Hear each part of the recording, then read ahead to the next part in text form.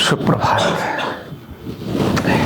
परिश्रम कभी भी जिंदगी के लिए बहुत उपयोगी और बहुत महत्वपूर्ण होता है, और परिश्रम करने वाले लोगों को वो चीज़ मिल जाती हैं जिनके बारे में कभी उन्होंने कल्पना भी नहीं की होती।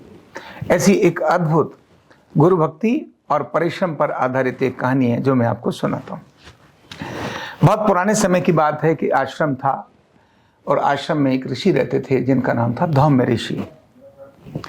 धौम्य ऋषि का स्वभाव था कि वो खुद तो परिश्रमी बहुत थे ही, अपने शिष्यों को भी बहुत परिश्रम कराते थे, और इसीलिए उनके आश्रम में शिष्यों की संख्या सबसे कम होती थी। छोड़ के भाग जाते थे जब वो परिश्रम कराते थे ना।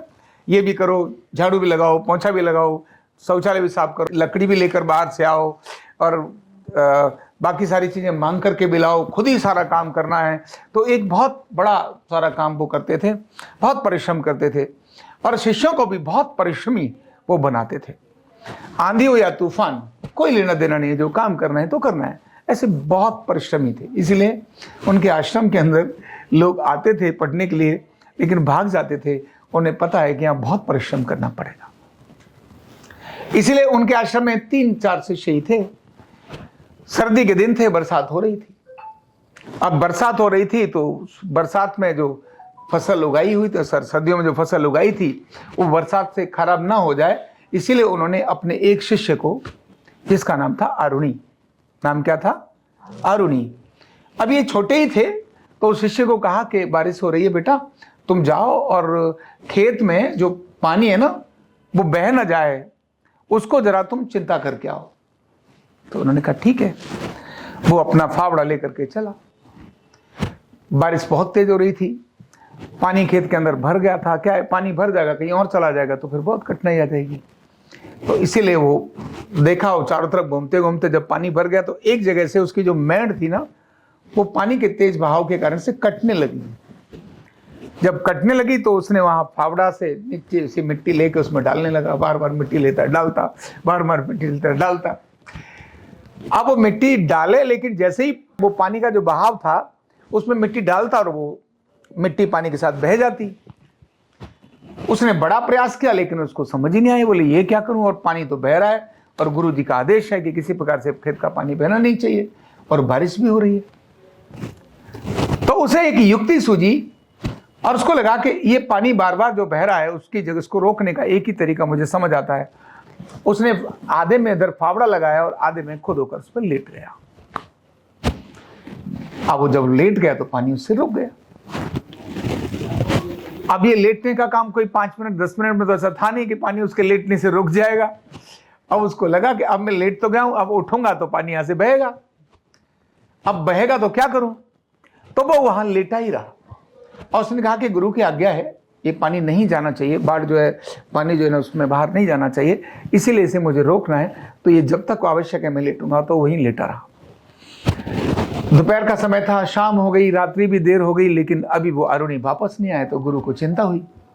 उन्होंने शिष्यों से कहा कि जरा भाई, कहाँ आरुणि अभी आया क्यों नहीं? वो तो केवल थोड़ा पानी तो देखना था कि पानी जो है ना खेत का कहीं बह ना जाए, इसके लिए भेजा था। तो गुरु और शिष्य वहां ढूंढने के लिए उनको चल पड़े, और उन्होंने देखा तो कहीं आरुणि नजर ही नहीं आ रहा, क्योंकि खड़ा हो तो नजर आए, बैठा हो तो नजर आए, वो तो मेड़ पर पानी में लेटा था, अंदर फसल थी। तो उन्होंने आवाज मारी कि आरुणि। तो आरुणि की आवाज दूर से सुनाई दी। हुई, हाँ गुरुदेव, मैं इधर हूं, और इधर पानी बह रहा था तो मैं इसको रोकने के लिए यहाँ लेट गया हूं। बहुत कड़ाके की ठंड, सर्दी का समय। सर्दी के समय में वैसे ही लोग कपड़े और उस प्रकार के रहते हैं, लेकिन उसमें भी वो पानी, और वो भी पानी सर्दी के समय की बरसात तो और तेज ठंड कर देती है, और वो बालक उस पे लेटा हुआ है। गुरु ने जब जाके देखा, अरे अरे तुम ये क्या कर रहे हो, तुम यहाँ क्यों लेट गए? तो उन्होंने कहा गुरुदेव, मैंने बहुत प्रयास किया इसको रोकने का, लेकिन जितनी मैं मिट्टी डालता था ये बह जाती, तो इसीलिए मैं लेट गया इसको रोकने के लिए। तब उन्होंने उसको कहा, अच्छा अब तुम खड़े हो जाओ। और वो खड़े होने के बाद उन्होंने कहा, अपने पास बुलाया और उसको हृदय से लगा लिया, और उन्होंने कहा कि तुमने एक बहुत बड़ी बात की है, बहुत कठिन काम किया है, ये असंभव काम तुमने किया है, और इसीलिए मैं आपको एक आशीर्वाद देता हूं कि तुम्हें बिना पढ़े सारा ज्ञान आपको आ जाएगा। अरुणियम के जो गुरु थे धौम्य, वो अपने आप में बहुत सिद्ध थे, परिश्रमी थे, बहुत ज्ञानवान थे, और उन्होंने जो आशीर्वाद दिया कि अब तुमको किसी भी ज्ञान के लिए अध्ययन करने की जरूरत नहीं है, तुम्हारा ज्ञान तुम्हारे को बिना पढ़े ही सारे ग्रंथों का सब ज्ञान आपको आ जाएगा। तो परिश्रम करने वाले व्यक्ति को श्रद्धा और भक्ति के साथ जब वो परिश्रम करता है तो वो चीजें जो सोच नहीं सकता है वो आती ही हैं, आती हैं।